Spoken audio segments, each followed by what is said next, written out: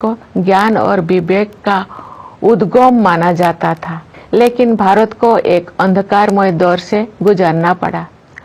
औपनिवेशिक शासन में अमानवीय शोषण के कारण देश में घोर गरीबी व्याप्त हो गई। आज के दिन सबसे पहले हम उन शूरवीरों को याद करते हैं जिन्होंने मातृभूमि को विदेशी शासन की बेड़ियों से मुक्त करने के लिए बड़ी से बड़ी कुर्बानी दी। उनमें से कुछ स्वाधीनता सेनानियों के बारे में लोग जानते हैं, लेकिन बहुतों के बारे में उन्हें जानकारी नहीं थी। इस वर्ष हम भगवान बिरसा मुंडा की 150वीं जयंती मना रहे हैं। वे ऐसे अग्रणी स्वाधीनता सेनानियों में शामिल हैं जिनकी भूमिका को राष्ट्रीय इतिहास के संदर्भ में आप समुचित महत्व दिया जा रहा है। 20वीं सदी के आरंभिक दशकों में स्वाधीनता सेनानियों के संघर्षों ने संगठित राष्ट्रव्यापी आंदोलन का रूप ले लिया। देश का सौभाग्य था कि महात्मा गांधी, रविंद्रनाथ टैगोर और बाबा साहेब आम्बेडकर जैसे महान विभूतियों ने हमारे देश के लोकतांत्रिक मूल्यों को फिर से जीवंत बनाया। न्याय, स्वतंत्रता, समता और बंधुता केवल सैद्धांतिक अवधारणाएं नहीं है, जिनका परिचय हमें आधुनिक युग में प्राप्त हुआ है। ये जीवन मूल्य तो सदा से हमारी सभ्यता और संस्कृति का अंग रही है। नव स्वाधीन भारत के संविधान और गणराज्य के भविष्य को लेकर जो आलोचक संदेह व्यक्त करते थे, उन लोगों को इन्हीं जीवन मूल्यों के बल पर पूरी तरह से गलत सिद्ध किया जा सका। भारत के गणतांत्रिक मूल्यों का प्रतिबिंब हमारी संविधान सभा की संरचना में भी दिखाई देता है। उस सभा में देश के सभी हिस्सों और सभी समुदायों का प्रतिनिधित्व था। सबसे अधिक उल्लेखनीय बात ये है कि संविधान सभा में सरोजिनी नायडू, राजकुमारी अमृतकर, सुचेता कृपलानी, हंसाबेन मेहता और मालती चौधरी जैसे 15 असाधारण महिलाएं भी शामिल थी। दुनिया के कई हिस्सों में जो महिलाओं की समानता को एक सुदूर आदर्श समझा जाता था, तो भारत में महिलाएं राष्ट्र की नियति को आकार देने में सक्रिय योगदान दे रही थी। हमारा संविधान एक जीवंत दस्तावेज इसीलिए बन पाया है क्योंकि नागरिकों की निष्ठा सदियों से हमारी नैतिकता परक जीवन दृष्टि का प्रमुख तत्व रही है। हमारा संविधान भारतवासियों के रूप में हमारी सामूहिक अस्मिता का मूल आधार है, जो हमें एक परिवार की तरह एकता के सूत्र में पिरोता है। पिछले 75 वर्षों से संविधान ने हमारी प्रगति का मार्ग प्रशस्त किया है। आज के दिन हम संविधान सभा के प्रारूप समिति के अध्यक्ष डॉक्टर भीमराव अंबेडकर, सभा के अन्य प्रतिष्ठित सदस्यों, संविधान के निर्माण से जुड़े विभिन्न अधिकारियों और ऐसे अन्य लोगों के प्रति अपनी कृतज्ञता व्यक्त करते हैं जिनके कठिन परिश्रमों के फलस्वरूप हमें ये विलक्षण ग्रंथ प्राप्त हुआ। प्यारे देशवासियों, संविधान लागू होने के बाद के ये 75 वर्ष हमारे युवा गणतंत्र की सर्वांगीण प्रगति के साक्षी है। स्वाधीनता के समय और उसके बाद भी देश के बड़े हिस्सों में घोर गरीबी और भूखमरी की स्थिति बनी हुई थी, लेकिन हमारा आत्मविश्वास कभी डिगा नहीं। हमने ऐसे परिस्थितियों के निर्माण का संकल्प लिया जिनमें सभी को विकास करने का अवसर मिल सके। हमारे किसान भाई बहनों ने कड़ी मेहनत की और हमारे देश को खाद्यान्न उत्पादन पर निर्भर बनाया। हमारे मजदूर भाई बहनों ने अथक परिश्रम करके हमारा इंफ्रास्ट्रक्चर और मैन्युफैक्चरिंग सेक्टर का कायाकल्प कर दिया। उनके शानदार प्रदर्शन के बल पर आज भारतीय अर्थव्यवस्था विश्व के आर्थिक परिदृश्य को प्रभावित कर रही है। आज का भारत अंतर्राष्ट्रीय मंच पर नेतृत्व की स्थिति हासिल कर रहा है।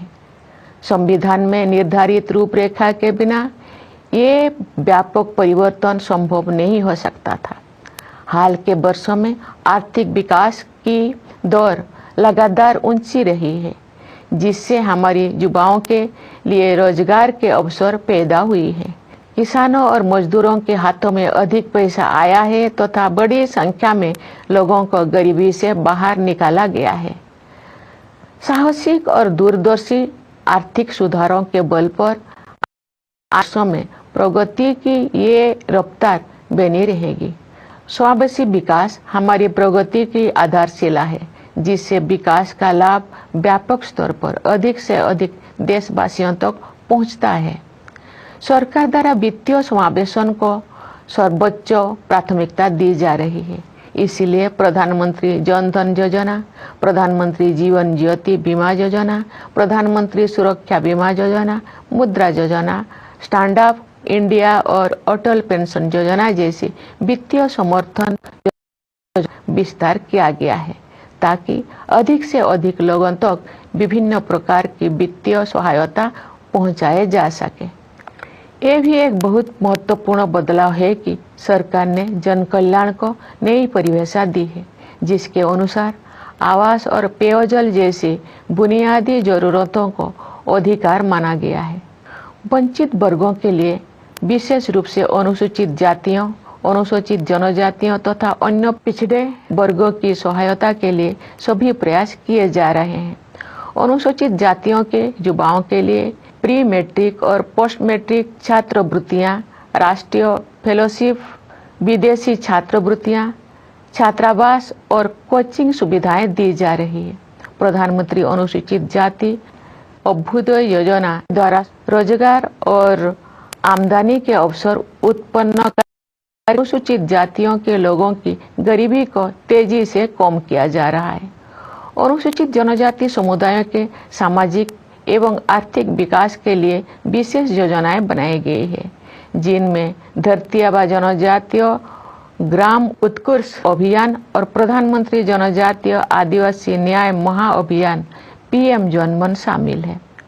विमुक्त घुमंतु और अर्ध घुमंतु समुदाय के लिए विकास एवं कल्याण बोर्ड का गठन किया गया है। पिछले एक दशक में सड़कों और रेल मार्ग, बंदरगाह और लॉजिस्टिक हब्स सहित फिजिकल इंफ्रास्ट्रक्चर के विकास पर बल दिया गया है। इससे एक ऐसा मजबूत आधार विकसित हो गया है जो आने वाले दशकों में विकास को संबल प्रदान करेगा। सरकार ने वित्त के क्षेत्र में जिस तरह से प्रौद्योगिकी का उपयोग किया है, वो एक मिसाल है। डिजिटल भुगतान को विभिन्न विकल्पों के साथ साथ प्रत्यक्ष लाभ हस्तांतरण की प्रणाली ने समावेशन को बढ़ावा दिया है, जिससे बड़ी संख्या में लोगों को फॉर्मल सिस्टम में शामिल किया जा सका है। इसके कारण सिस्टम में अभूतपूर्व पारदर्शिता भी आई है। इस प्रक्रिया में कुछ वर्षों के दौरान ही हमने एक ऐसा मजबूत डिजिटल पब्लिक इंफ्रास्ट्रक्चर विकसित कर लिया है जो विश्व की श्रेष्ठतम संरचनाओं में से एक है। इंसॉल्वेंसी एंड बैंकरप्सी कोड जैसा साहसिक उपायों के परिणाम स्वरूप बैंकिंग व्यवस्था अब अच्छी स्थिति में आ गई है। इससे शेड्यूल्ड कमर्शियल बैंकों की नॉन परफॉर्मिंग एसेट्स में काफ़ी कमी आई है। प्यारे देशवासियों, वर्ष 1947 में हमने स्वाधीनता प्राप्त कर ली थी, लेकिन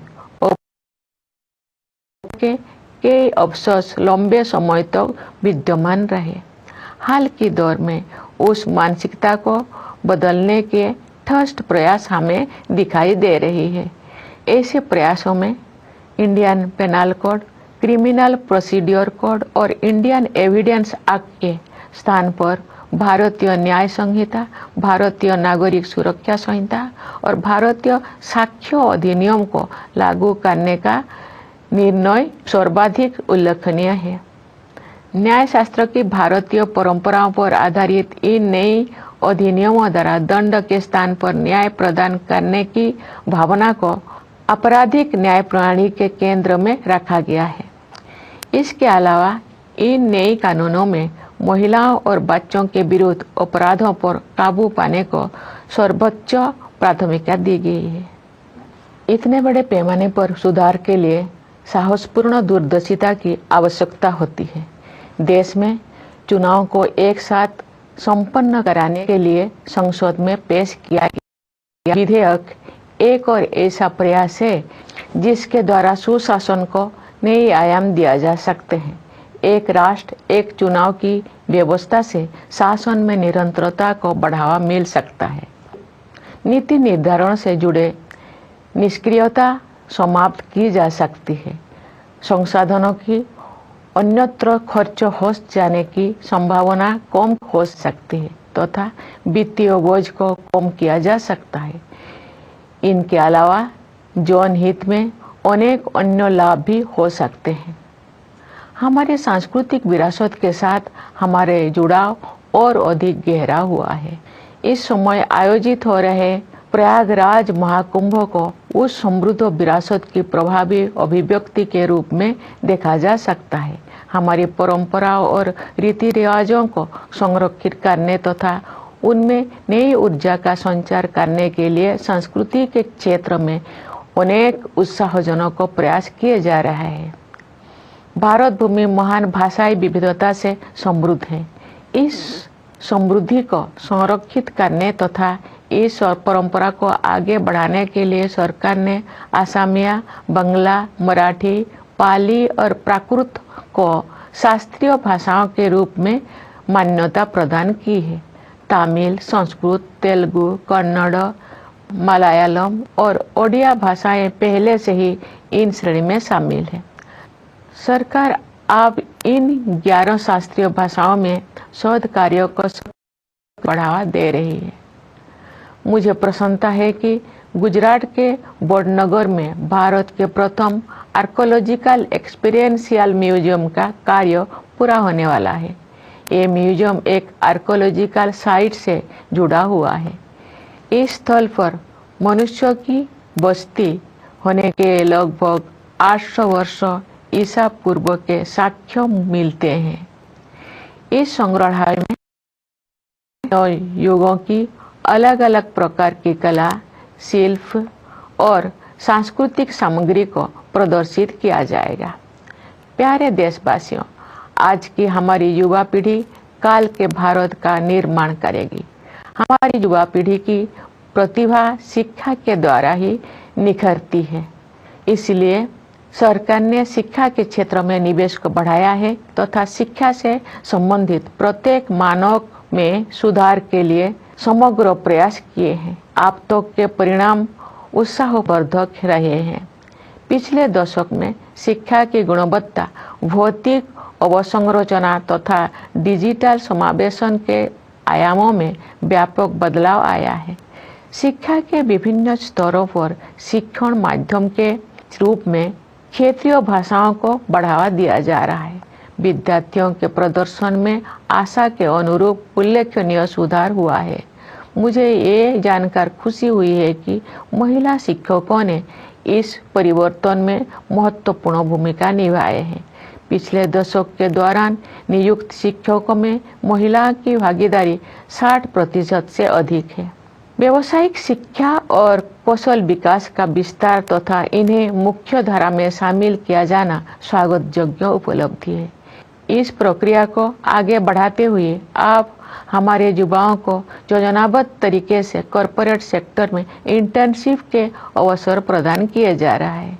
स्कूल स्तर की शिक्षा का आधार मजबूत बनाने के साथ साथ हमारे देश में विद्यार्जन की विभिन्न शाखाओं, विशेष रूप से विज्ञान और प्रौद्योगिकी के क्षेत्रों में नई ऊंचाइयां हासिल की।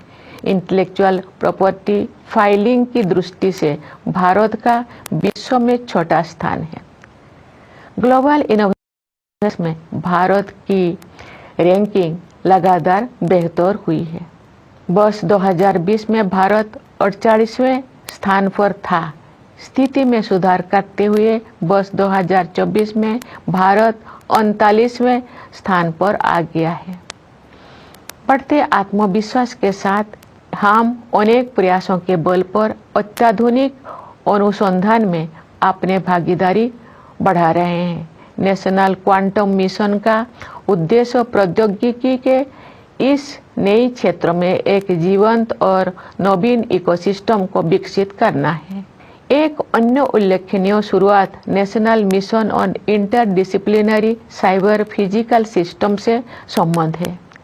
इसके तहत artificial intelligence, machine learning, robotics और साइबर सिक्योरिटी जैसे अनेक उन्नत प्रौद्योगिकियों पर कार्य करने की योजना है। इन प्रौद्योगिकियों को कुछ समय पहले तक फ्यूचरिस्टिक समझा जाता था, अब ये तेजी से हमारे दैनिक जीवन का हिस्सा बनती जा रही है। जीनोम इंडिया प्रोजेक्ट प्रकृति के रहस्यों की खोज का एक रोचक अभियान तो है ही, ये भारतीय विज्ञान के इतिहास में एक निर्णायक अध्याय भी है। इसके प्रमुख कार्यक्रम के तहत इस 10,000 भारतीयों की जीनोम सीक्वेंसिंग को अनुसंधान के लिए उपलब्ध कराया गया है। ज्ञान के नए आयामों को खोलने वाले ये परियोजना बायोटेक्नोलॉजी रिसर्च में नई मार्ग प्रशस्त करेगी तथा सार्वजनिक स्वास्थ्य सेवा प्रणाली को भी मजबूत बनाएगी। भारतीय अंतरिक्ष अनुसंधान संगठन ने हाल के वर्षों में अंतरिक्ष विज्ञान के क्षेत्र में बहुत बड़ी उपलब्धियां हासिल की है। इस महीने इस सफल स्पेस डॉकिंग एक्सपेरिमेंट से देश को एक बार फिर गौरवान्वित किया है। भारत अब विश्व का चौथा देश बन गया है जिसके पास क्षमता उपलब्ध है। एक राष्ट्र के रूप में हमारा बढ़ता आत्मविश्वास खेलों के क्षेत्र में भी दिखाई देता है। हमारे खिलाड़ियों ने सफलता के प्रभावशाली अध्याय रचे हैं। पिछले वर्ष हमारे खिलाड़ियों ने ओलंपिक खेलों में अच्छा प्रदर्शन किया है। ओलंपिक खेलों में हमने अपना अब तक का सबसे बड़ा दल जिसने अब तक का सर्वोच्च किया। फीडे शतरंज ओलंपियाड में हमारे खिलाड़ियों ने विश्व समुदाय को अपने प्रदर्शन से प्रभावित किया तथा पुरुषों और महिला खिलाड़ियों ने स्वर्ण पदक जीते। वर्ष 2024 में डी गुकेश ने अब तक का सबसे कम उम्र का विश्व चैंपियन बनकर इतिहास रच दिया। देश भर में और प्रशिक्षण सुविधाओं में बहुत सुधार हुआ है और इसके बल पर हमारे खिलाड़ियों ने विजयी होकर हमें गौरवान्वित किया। साथ ही उन्होंने अगले पीढ़ी को और भी ऊंचे लक्ष्य प्राप्त करने के लिए प्रेरित किया है। विदेशों में रहने वाले हमारे भाई बहनों ने हमारी संस्कृति और सभ्यता के सबसे उज्जवल पक्षों को विश्व हिस्सों में पहुंचाया है और अनेक क्षेत्रों में अपनी उपलब्धियों से हमें गौरवान्वित किया है। उन्होंने हमेशा स्वयं को भारत की गौरव गाथा से जोड़े रखा है। जैसा कि मैंने इसी महीने प्रवासी भारतीय दिवस के अवसर पर कहा था, वर्ष 2047 तक विकसित भारत के निर्माण में प्रवासी सक्रिय और उस भागीदारी पर पूरा भरोसा है। प्यारे देशवासियों, विभिन्न क्षेत्रों में महत्वपूर्ण और उल्लेखनीय प्रगति पर हम अपना सिर ऊंचा करके भविष्य की ओर कदम बढ़ा रहे हैं। हमारे युवा, विशेषकर हमारी बेटियां, देश के उज्जवल भविष्य का निर्माण करेगी। जब हम अपनी स्वतंत्रता की मना रहे होंगे तब के भारत का उज्जवल भविष्य हमारे युवाओं के सपनों में आकार ले रहा है और जब आज के बच्चे वर्ष 2050 की 26 जनवरी के दिन राष्ट्रध्वज को सलामी दे रहे होंगे तो वे अपनी अगली पीढ़ी को ये बता रहे होंगे कि हमारा देश की गौरव यात्रा अतुलनीय संविधान से प्राप्त मार्गदर्शन के बिना संभव होती। हमारी भावी पीढ़ियां विश्व पटल पर स्वाधीन भारत के आदर्शों को चरितार्थ करेंगी। मैं राष्ट्रपिता महात्मा गांधी के संदेश का उल्लेख करना चाहूंगी। बापू ने कहा था, यदि स्वराज का अभिप्राय हमें सभ्य बनाना और हमारी सभ्यता को शुद्ध और स्थायी बनाना नहीं है तो इसकी कोई कीमत नहीं है। हमारी सारे अपने सभी मामलों में, चाहे वे राजनीतिक हो या निजी, नैतिकता को सर्वोत्तम स्थान दिया जाए। आइए आज के दिन हम साकार करने के लिए अपनी प्रतिबद्धता उनके आदर्शों समुदाय के लिए प्रासंगिक बने रहेंगे। उन्होंने हमें ये सीख भी दी थी कि अधिकार और कर्तव्य एक ही सिक्के के दो पहलू हैं। सच तो ये है कि कर्तव्य ही अधिकार का वास्तविक स्रोत है। सभी के प्रति करुणा के बारे में उनकी शिक्षा को भी हम याद करें थे कि हमें केवल मनुष्यों के प्रति ही नहीं, बल्कि अपने आसपास के पशु पक्षियों, पौधों, नदियों और प्रति भी भाव। हम सभी का कर्तव्य है कि जल संकट का सामना करने के प्रयासों में अपना योगदान अवश्य दें। इस संदर्भ में 2 अनुकरणीय प्रयास किए गए हैं। विश्व स्तर पर Bharat mission lifestyle for environment नामक एक जन आंदोलन का नेतृत्व। इसका उद्देश्य पर्यावरण के संरक्षण और संवर्धन में व्यक्तियों और समुदायों को के लिए प्रेरित करना है। पिछले वर्ष विश्व पर्यावरण दिवस के अवसर पर हमने जीवनदायिनी प्रकृति की पोषण शक्ति के प्रति सम्मान व्यक्त करते हुए एक पेड़ माँ के नाम के संदेश के साथ एक अनूठा अभियान शुरू किया था। इस अभियान का लगाने का लक्ष्य समय सीमा से पहले ही पूरा कर लिया गया है। विश्व समुदाय ऐसे अभिनव प्रयासों से सीख ले सकते हैं। लोग ऐसे प्रयासों को स्वयं के आंदोलन के रूप में अपना सकते हैं। प्यारे देशवासियों, मैं एक बार फिर आप सभी को गणतंत्र दिवस की बधाई देती हूँ। देश की सीमाओं की रक्षा करने वाले हमारे सैनिकों के साथ साथ सीमाओं के भीतर देश को सुरक्षित रखने वाले पुलिस और अर्धसैनिक बलों को मैं बधाई देती हूँ। न्यायपालिका, सिविल सेवाओं तथा विदेश हमारी मिशनों के सदस्य। मेरी शुभकामना है कि आप जय हिंद, जय भारत।